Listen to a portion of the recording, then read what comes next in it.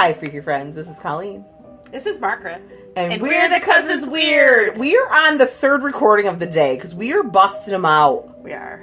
And so we're still like have laughter. Yes. Because we recorded my terrible trend before. And you're probably going to hear this after this episode. So you'll know why we're laughing. We were like giggly right now because it's the most ridiculous and we're still looking at pictures. So. Yeah, Margaret's pulling them up still.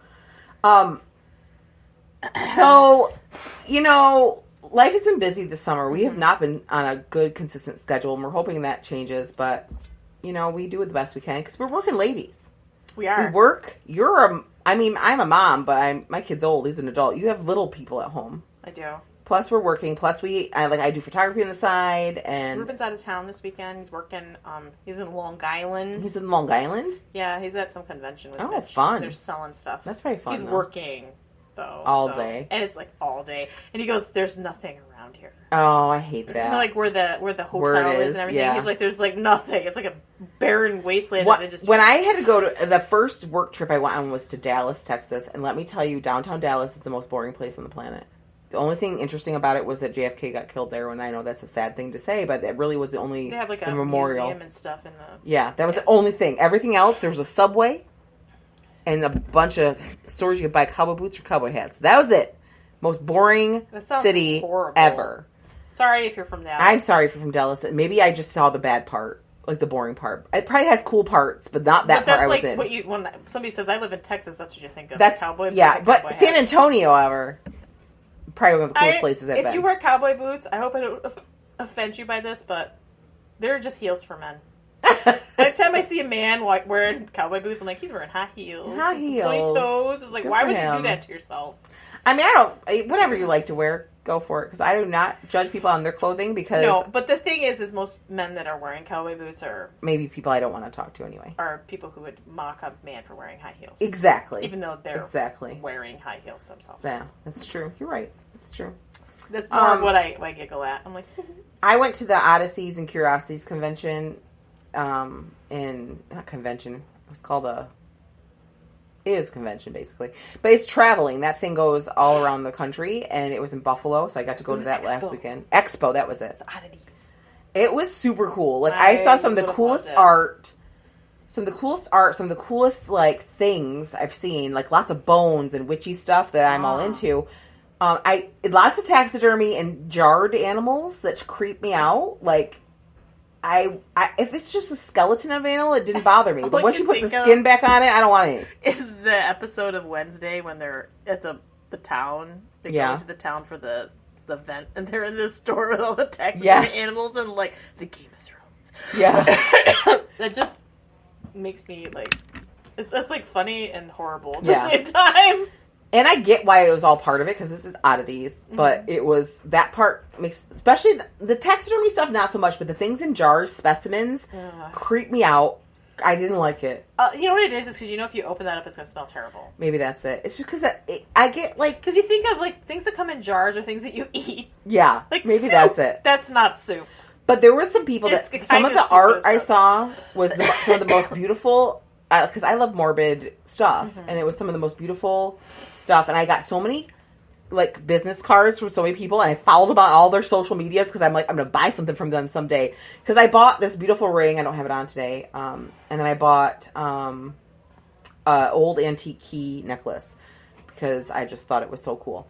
But that's all I bought while I was there, because I was like, there was so much I wanted to buy, I couldn't decide what to buy.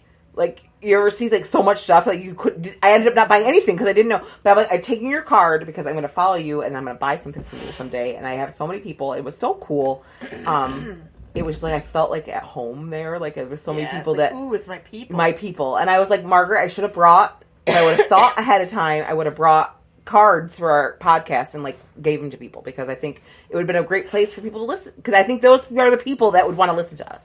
We need square cards. Yeah. I just don't know why. I think square ones would work for us. I like it.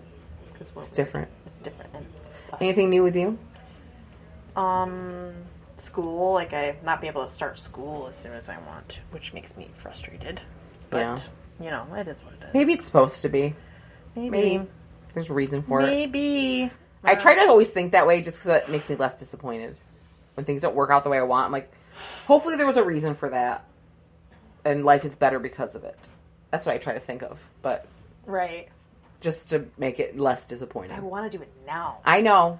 You know? I get that. But I mean, honestly, it's like 6 weeks. Right. So it won't be it's not long that, once you start. It's really not that long. So if I could have started in October, I'd be done by the end of November. So, yeah, the and sooner you do it, the faster like, it goes. Like Christmas season. It'd be a good time to be doing that stuff. Right. I mean, I would have been so... I mean, I tend to be a little more busier anyway, but I just, like... It's like... Oh. But, you know, I guess January is not... I mean, January is kind of busy for my gift cards. Because people get gift certificates and they come and use them. And that's, like, you know, a busy time of year for me. So, we'll see. Yeah. I'm not giving up. No. It's just disappointing that I can't do it as soon as I'd like to. I get that. So, today episode is the disturbing backstory of nursery rhymes. Ooh. So, I have a few nursery rhymes I want to talk about. Because they are... So first of all, nursery rhymes are traditional poems or songs developed for children, friends. Yes. These are made for children. But a lot of them have, like, some disturbing, twisted stuff going on. The reason why they're written. They can be traced back to the 14th century. The earliest records of them were the 16th century. And the most popular ones we hear today are from the 17th and 18th centuries. And some of them have some twisted backstories to some of the most famous ones we know about. Mm-hmm. So I'm going to tell you a little bit about them. Yep.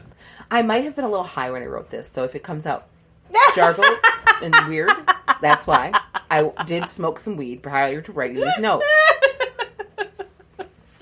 It's legal in New York State, friends, so it's okay. I'm not high now. I just had a little bit of hard seltzer. Okay. The song poem, Here We Go Round the Mulberry Bush.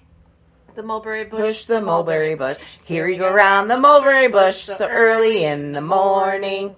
Okay, so it sounds innocent enough and nice, but apparently it started from the Wakefield prison, which is a max security prison in the UK. It has been around since 1585, this prison, and it was at first a house of detention, basically for women who had to serve out their time for things. And there's been a mulberry tree on site for 400 years there. Wow. Yeah. It recently died in 2017, and they had to cut it down, which is kind of crazy. Yeah. But the women that were in there had to exercise around the mulberry tree. That's what they had to do, walk around it. The women, when they were put in there, their children got put in there with them. So that they said that the women made this song up to entertain their children as they had to walk around the mulberry bush. Yikes. So the song that you sing to children was developed because these women were serving out their time in prison, trying to entertain their poor children that are stuck in there with them. Oh my God.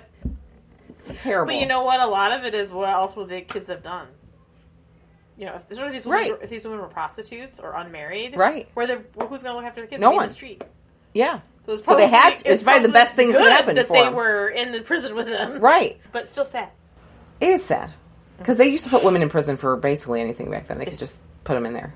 You set a spell over. Yeah. So the next one I'm going to talk about is Eeny, Meeny, Miny, Moe. And how many times have you said this? Eeny, meeny, miny, moe. Catch a tiger by its toe. Yeah, if he holler. Yeah. You was, know the story behind this do. one. So it wasn't tiger originally. It was the N-word that we don't want to say. Because it's terrible and awful and racist. And it's like when my kid was saying that, I'm like, I don't want you to sing that song. I don't want you to sing That's it. not a nice... No. It's not a nice song. So a lot of nursery rhymes have some racist undertones, and they've been around a long time, so I guess that's not surprising because we are awful people. Humans. Terrible. It was originally a song about catching enslaved people.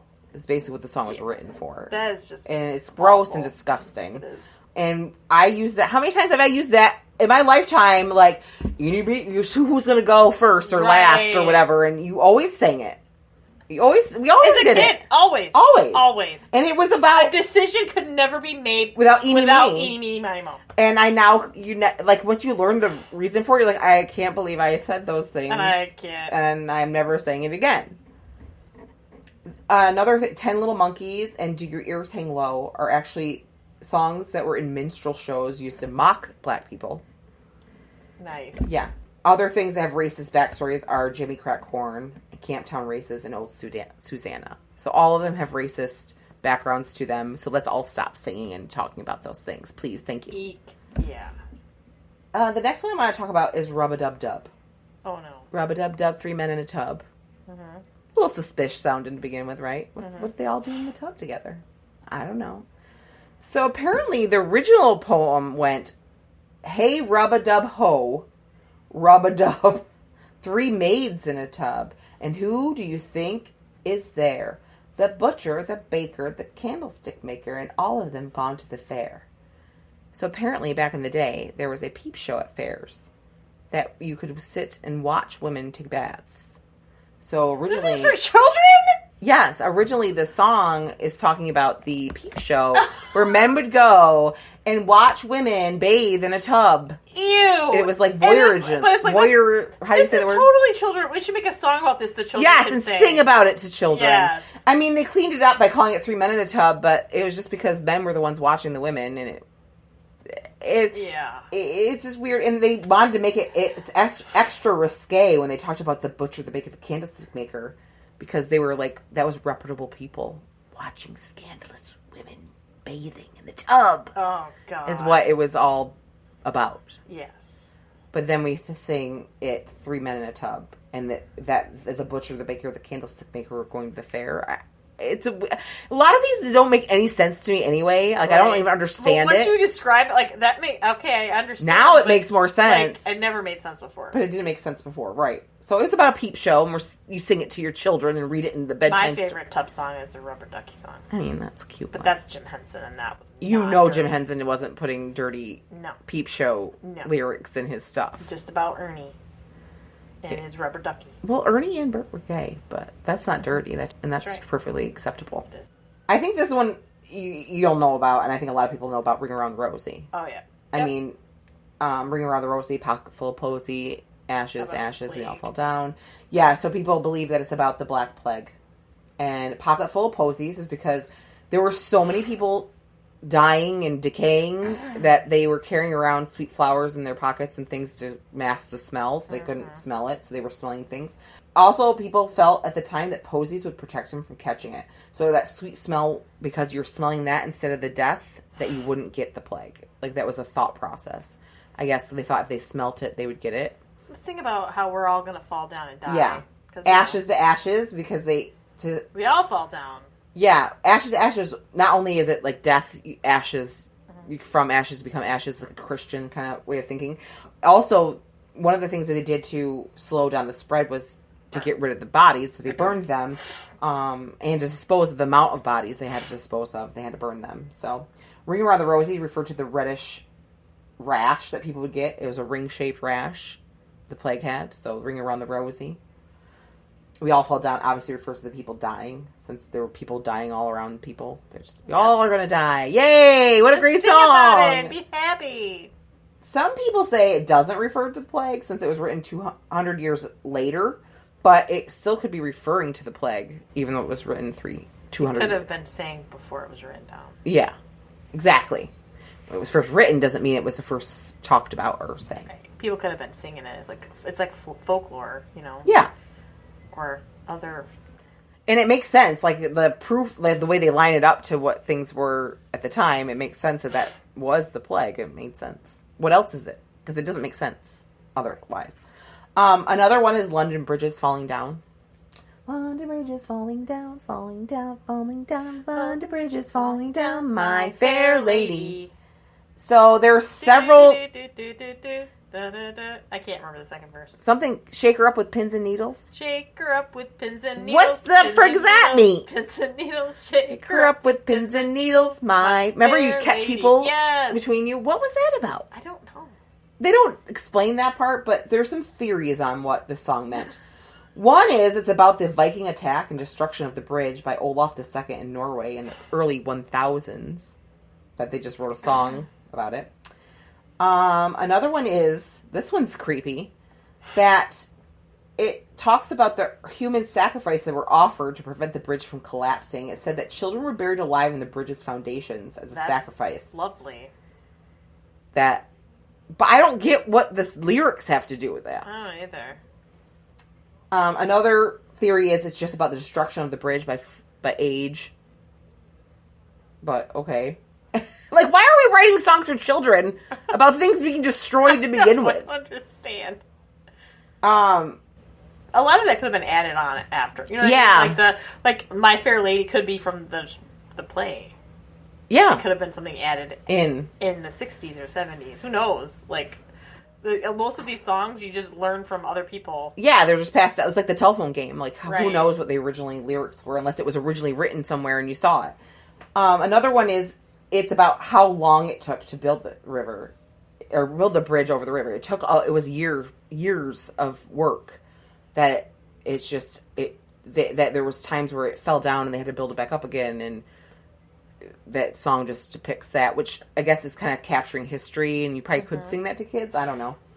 It doesn't matter what it's about. All of them sound bad. Yes. And if you think about the shake her up with pins and needles part, like, what the frig? No one explains that part. And what's the Fair Lady have to do with anything? Like, why is she in it? My Fair Lady. Like, why is that a thing? Maybe she caused the bridge to fall down. Maybe she did. I don't know what shaking her up with pins and needles. What the children's sacrifice has to do with any of it. I don't understand it, but there were the theories behind why the song was written. Why it was sung to children, I don't know. Again, who knows? Okay, another one is Baba, black sheep, have you any wool? Yes, sir, 3 bags full. One for my master, and one for my dame, and one for the little boy who lives down the lane, or in the lane. Yeah. So, they say that this is about the 13th century wool tax. A third of the cost that would go to the king, a third to the church, and then the farmer would get the pennies that were left over. So it was like what was going on. It was almost like a protest song. Yes. Like, this is what we're left with, pennies, and the church, and the... First of all, why you gotta pay the church any money? That's bullshit. Unless you want to. You shouldn't be forced to. What it was like back then. And the king, he got a lot of gold. He don't need any money. Another theory behind it is about slave trade. Because they use the song black, the word black, and the context, and using the word master in it. I think the other one sounds more viable, but who knows? Everything is racist back then, so. Oh, the next one makes me want to do a whole episode about the person. Mary, Mary, quick contrary. How does your garden go? With silver bells and cockle shells, all lined up in a row. So they say this is about Queen Mary the First of England, known as Bloody Mary. And I kind of want to do an episode on Bloody Mary now. I thought you were going to do one anyway, because I've kind of been looking at her, but I've been holding off, because you're Catholic, and you have the history behind the Bloody Mary. Yeah, because she executed hundreds of thousands of Protestants in the 1553 to 1558. See, I want you, because she was King Henry's daughter. Yes. One of the Mary and one Elizabeth. They say contrary, the part Mary quite contrary is because she's so ruthless. And then, how does your garden grow? One set of beliefs is that she wasn't able to have children. So it was like a dig at her. Like, how does your garden grow, bitch? Like, you can't have kids. Right. Another thing is, it refers to the graveyards of dead Protestants. Like, how does your garden grow? It's like you're filling graveyards with dead people.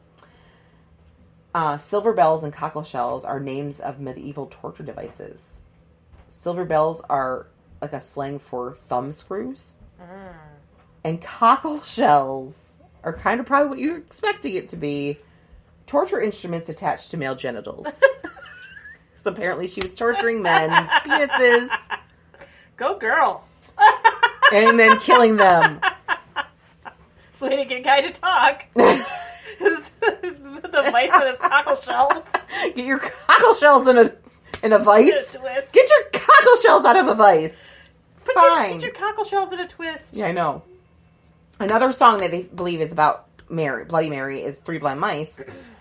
3 blind mice, 3 blind, see how they run, they run. of the farmer's wife who cut off the tails with a carving knife. Did you ever see such a sight yes! in your life as Three blind mice. Well, they say that the three blind mice refer to the three Protestant loyalists who plotted against Queen Mary. The farmer's wife is Mary. And she burnt those three Protestants at the stake. I don't understand what the three tails getting cut off? Yeah, has to do with it. But I guess she cut off their ability to... Why are they blind? Because they were blind mice, because they were blind to her religion, and they wanted something different. And she didn't like it because she was Catholic and they were Protestant, which it's all the same thing, really people. It's the same damn book. It's the same book. And the thing is like they're going to argue over semantics. I know. It's so stupid. It's so stupid. See what religion does to us. It really does. It has been the cause of all the bad. Look at Ireland. I know. Bombing and everything else. Between the Catholics and the Protestants. Mm-hmm. So this one's not really creepy or twisted. It's kind of like the first queer story, which is kind of cool. Georgie Porgy. Pudding and pie. Mm-hmm. Kissed the girls and made them cry. When the boys came out to play, Georgie Porgy ran away. So they say that Georgie Porgy refers to George Villiers. Villiers? He was the first Duke of Buckingham. And it is claimed that he had a long time affair with King James I. Like they liked each other. King James liked him a lot. And he tended to like to seduce the ladies of the court also. Oh. Like the married ladies. And maybe not the married ladies. Just ladies in general, making them real upset. Like he'd play them a little bit. He was kind of a ladies' man and a man's man. The first bisexual, well, written down. Right. Not the first. I mean, yeah. Being queer is an all-time thing. There's nothing weird about it. It's been in our history since the beginning of man. It's not even, like, for someone like him, it was probably more about power than anything else. Yeah. And, like, he liked to be with the king. And he liked to have, like, the ladies like him. He liked it. He wanted everybody. The husbands and the families of the ladies didn't like it. They were like, you can't go kissing my daughter and not marrying her. You can't go kissing my wife. That's my wife. So when they come around, the little boys came out to play, Georgie Porgy was like, oh no, King, help me. And the King James would always help him out. So the whole, like, he ran away as he ran to the king for help because they wanted to duel him. Because back then, people were dueling people. Yes. Like, if you did something, like, so you ruined her honor, you have to, a duel has to happen. Duel you. Yeah. It was so to the point that he had to go to King's protection so many times for pissing off families that the king had to dissolve Parliament twice to prevent Villiers' impeachment. To lose his title. Like, he pissed off so many people. Oh my gosh. So, the story goes that Georgie Porgy, pudding pie, is basically, Georgie Porgy was like a fancy boy. He's a fancy boy. He probably was hot. He probably was. Look him up, would you? George Villiers. See if there's a picture of him somewhere. I'm like, this is the first, like, is this the first documented queer story? I wonder. Villiers. First or second? He says first, I think. First Duke of Buckingham or the second Duke of Buckingham? First Duke. Is not hot? That's sad. Maybe. I really, in my head, he was. Maybe for the time. Let me look. And they probably made him look better in the... better than the others. Let me see this. Oh, yeah, he looks... I guess it's like... I don't like the pointy goatee. Well, that was the time. But if you look at his face... Oh, he's a charmer, you know it. You could tell that... Oh, he's had all the men and women after him. He's that twinkle in his eye. Yes, like the first picture I saw, and then I saw that, I'm like, oh no. He's mischievous. Wicked, yeah. I would have fallen for him. Oh, yeah, totally. The other picture that I saw was like... Let me see the other picture. But yeah, this one, like, when you look at it, you're like, oh yeah, he's cute. Yeah. Like, yeah, I would have fallen for him. Yeah, let me see that though. I think I kind of like that too. I don't know. That was the first one I saw. I get. He's probably. I'm just like, no. I get No, I can see for the time. I probably would have liked him if I was back then. But I was like reading this. I'm like, I think I like Georgie. I think he was just having a good time. At this picture though, he looks like someone. He is smart. He's having a good time. He got in good with the king. You want the king on your side. I'm real excited about Georgie. I was like, this George Villiers, I might do a whole episode on him. Ooh. Second Duke? not. George Villiers' second Duke of Buckingham, not so much. No, he did not know how to have a good time. That one didn't. He was probably a stuffy old Protestant. So, although his wax statue, no. Georgie's? No. What the hell is that? It looks like he has one of the things we just talked, a merkin. He's got a merkin on his face. Who did that thing? That is not big enough. No, but still, it could be the makings of a merkin. Just keep going. Oh, yeah, look at that. See, I'm telling you, Adorable. Georgie, you're cute. He knew how to get a good time. In this one, too, he's got that. Yeah. That sly twinkle. But, again, why are we singing about the love affairs and things of a person to our children? I don't know. Oh, yeah. But we did. Maybe it was a life lesson. Like, don't mess around with other people's people. Or you're going to get... You don't have the king on your side. You're going to get hurt. Don't be dumb. Yeah, the second... No. No, he was not. Nope. He was no Georgie Porgy. Nope. But that's the most popular ones that I wrote down for these twisted backstories. But really, if you think about most... Even if you think about this little piggy went to market, this little piggy stayed home, this little piggy had roast beef, this little piggy had none.